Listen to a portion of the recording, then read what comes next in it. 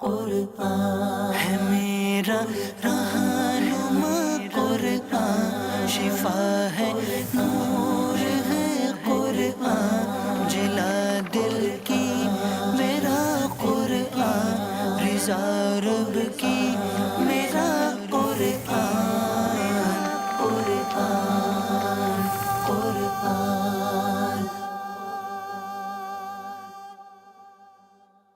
الحمدللہ رب العالمین والصلاة والسلام علی سید المرسلین، اما بعد فاعوذ باللہ من الشیطان الرجیم، بسم اللہ الرحمن الرحیم۔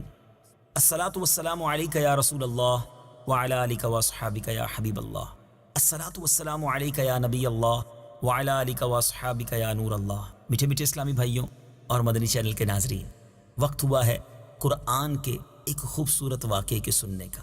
جی ہاں، سلسلے کا نام ہے ایک قصہ ہے قرآن سے۔ قرآن ہے میرا رہنما، قرآن شفا ہے، نور ہے قرآن، جلا دل کی میرا قرآن، رضا رب کی میرا قرآن، قرآن قرآن۔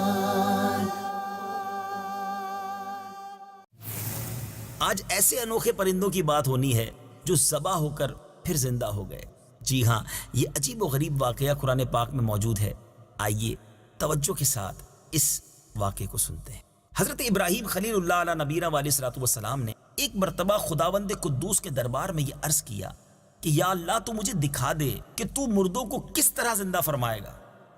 اللہ تعالیٰ نے فرمایا کہ اے ابراہیم، کیا اس پر تمہارا ایمان نہیں ہے؟ تو آپ نے عرض کیا کہ کیوں نہیں، میں اس پر ایمان تو رکھتا ہوں، لیکن میری تمنا یہ ہے کہ اس منظر کو اپنی آنکھوں سے دیکھ لوں تاکہ میرے دل کو قرار آ جائے۔ تو اللہ تعالیٰ نے فرمایا کہ تم 4 پرندوں کو پالو، ان کو خوب کھلا پلا کر اچھی طرح ہلا ملا لو، پھر تم انہیں ذبح کر کے اور ان کا قیمہ بنا کر اپنے گرد و نواح کے چند پہاڑوں پر تھوڑا تھوڑا گوشت رکھ دو، پھر ان پرندوں کو پکارو تو وہ پرندے زندہ ہو کر دوڑتے ہوئے تمہارے پاس آ جائیں گے اور تم مردوں کے زندہ ہونے کا منظر اپنی آنکھوں سے دیکھ لو گے۔ چنانچہ حضرت ابراہیم علیہ الصلوۃ والسلام نے ایک مرغ، ایک کبوتر، ایک گدھ اور ایک مور، ان 4 پرندوں کو پالا اور ایک مدت تک ان 4 پرندوں کو کھلا پلا کر خوب ہلا ملا لیا۔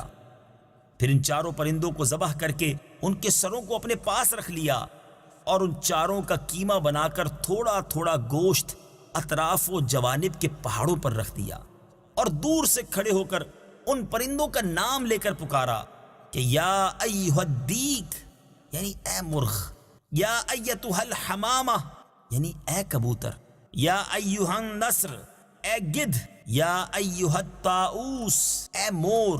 آپ کی پکار پر ایک دم پہاڑوں سے گوشت کا قیمہ اڑنا شروع ہو گیا اور ہر پرند کا گوشت پوشت ہڈی پر الگ ہو کر 4 پرند تیار ہو گئے، اور وہ 4 پرندے جو تھے بلا سروں کے، جی ہاں، سر تو حضرت ابراہیم علیہ الصلوۃ والسلام کے پاس تھے، تو وہ 4 پرندے بلا سر کے دوڑتے ہوئے حضرت ابراہیم علیہ الصلوۃ والسلام کے پاس آ گئے اور اپنے سروں سے جڑ کر پھر دانہ چگنے لگے اور اپنی اپنی بولیاں بولنے لگے، اور حضرت ابراہیم علیہ الصلوۃ والسلام نے اپنی آنکھوں سے مردوں کے زندہ ہونے کا منظر دیکھ لیا اور ان کے دل کو اطمینان و قرار مل گیا۔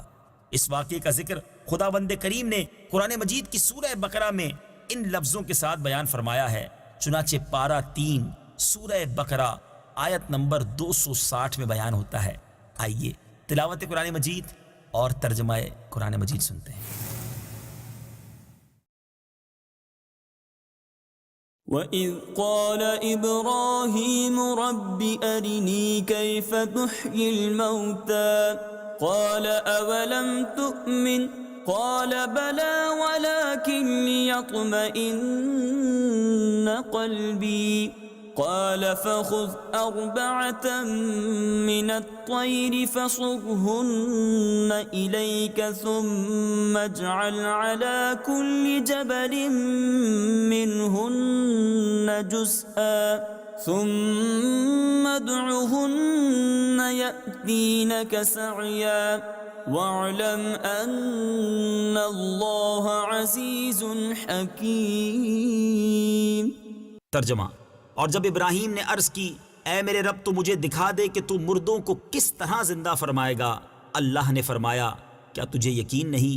ابراہیم نے عرض کی یقین کیوں نہیں، مگر یہ چاہتا ہوں کہ میرے دل کو قرار آ جائے. اللہ نے فرمایا تو پرندوں میں سے کوئی 4 پرندے پکڑ لو، پھر انہیں اپنے ساتھ مانوس کر لو، پھر ان سب کا ایک ایک ٹکڑا ہر پہاڑ پر رکھ دو، پھر انہیں پکارو تو وہ تمہارے پاس دوڑتے ہوئے چلے آئیں گے، اور جان رکھو کہ اللہ غالب حکمت والا ہے. میٹھے میٹھے اسلامی بھائیوں، آپ نے یہ واقعہ سنا، قرآن کی تلاوت بھی سنی اور ترجمہ بھی سنا. اب اس مبارک واقعے سے ہمیں درس کیا ملتا ہے؟ سبحان اللہ، علماء نے اس مبارک قرآنی واقعے کے بڑے پیارے پیارے مدنی پھول ہمارے لیے بیان کیے ہیں. 4 پرندوں کا کیما بنا کر حضرت ابراہیم علیہ السلام نے پہاڑوں پر رکھ دیا. پھر اللہ تعالیٰ کا حکم ہوا کہ ثم ادعوہن، یعنی ان مردہ پرندوں کو پکارو. چنانچہ آپ نے 4 کو نام لے کر پکارا. اس سے تو یہ مسئلہ ثابت ہو گیا کہ مردوں کو پکارنا شرک نہیں ہے، کیونکہ جب مردہ پرندوں کو اللہ تعالیٰ نے پکارنے کا حکم فرمایا اور ایک جلیل القدر پیغمبر نے ان مردوں کو پکارا تو یہ ہرگز ہرگز شرک نہیں ہو سکتا، کیونکہ خداوند کریم کبھی کسی کو شرک کا حکم نہیں دے گا، اور نہ کوئی نبی ہرگز ہرگز کبھی شرک کا کام کر سکتا ہے. تو جب مرے ہوئے مردوں کو پکارنا شرک نہیں تو اللہ کے ولیوں اور شہیدوں کو جو دنیا سے پردہ فرما چکے ہیں انہیں پکارنا کیسے شرک ہو سکتا ہے؟ جو ان معاملات پر اعتراض کرتے ہیں انہیں تھوڑی دیر سر جھکا کر سوچنا چاہیے. انشاءاللہ انہیں قرآنی واقعے کی روشنی میں ہدایت کا نور نظر آ جائے گا اور وہ بھی صراط مستقیم پر چل پڑیں گے. تصوف کا ایک نقطہ، جی ہاں، اس خوبصورت واقعے میں ایک بڑا پیارا تصوف کا نقطہ بھی ملتا ہے کہ حضرت ابراہیم علیہ السلام نے جن 4 پرندوں کو ذبح کیا ان میں سے ہر پرندہ ایک بری خصلت میں مشہور ہے. مثلا مور کو اپنی شکل و صورت کی خوبصورتی پر گھمنڈ رہتا ہے، اور مرغ میں کثرت شہوت کی بری خصلت ہے، اور گدھ میں حرص اور لالچ کی بری عادت ہے، اور کبوتر کو اپنی بلند پروازی اور اونچی اڑان پر غرور ہوتا ہے. تو ان 4 پرندوں کے ذبح کرنے سے ان 4 خصلتوں کو ذبح کرنے کی طرف اشارہ ہے کہ 4 پرند ذبح کیے گئے تو حضرت ابراہیم علیہ السلام کو مردوں کے زندہ ہونے کا منظر نظر آیا، اور ان کے دل میں نور ایمان کی تجلی ہوئی، جس کی بدولت انہیں نفس مطمئنہ کی دولت مل گئی. تو جو شخص یہ چاہتا ہے کہ اس کا دل زندہ ہو جائے اور اس کو نفس مطمئنہ کی دولت نصیب ہو جائے تو اس کو چاہیے کہ مرغ ذبح کرے، یعنی اپنی شہوت پر چھری پھیر دے، اور مور کو ذبح کرے، یعنی اپنی شکل و صورت اور لباس کے گھمنڈ کو ذبح کر ڈالے، اور گدھ کو ذبح کرے یعنی حرص اور لالچ کا گلا کاٹ ڈالے، اور کبوتر کو ذبح کرے یعنی اپنی بلند پروازی اور اونچے مرتبوں کے غرور پر چھری چلا دے. اور اگر کوئی ان 4 بری خصلتوں کو ذبح کر ڈالے گا تو انشاءاللہ عز و جل وہ اپنے دل کے زندہ ہونے کا منظر اپنی آنکھوں سے دیکھ لے گا، اور اس کو نفس مطمئنہ کی سرفرازی کا شرف حاصل ہو جائے گا. اللہ مجھے بھی اور آپ کو بھی ان بری خصلتوں سے محفوظ فرمائے. انشاءاللہ عز و جل اگلے ویڈیو کلپ میں آپ ایک اور قرآنی واقعہ سنیں گے، اور انشاءاللہ اس کے تحت بھی کچھ مدنی پھول ہم سب مل کر حاصل کریں گے.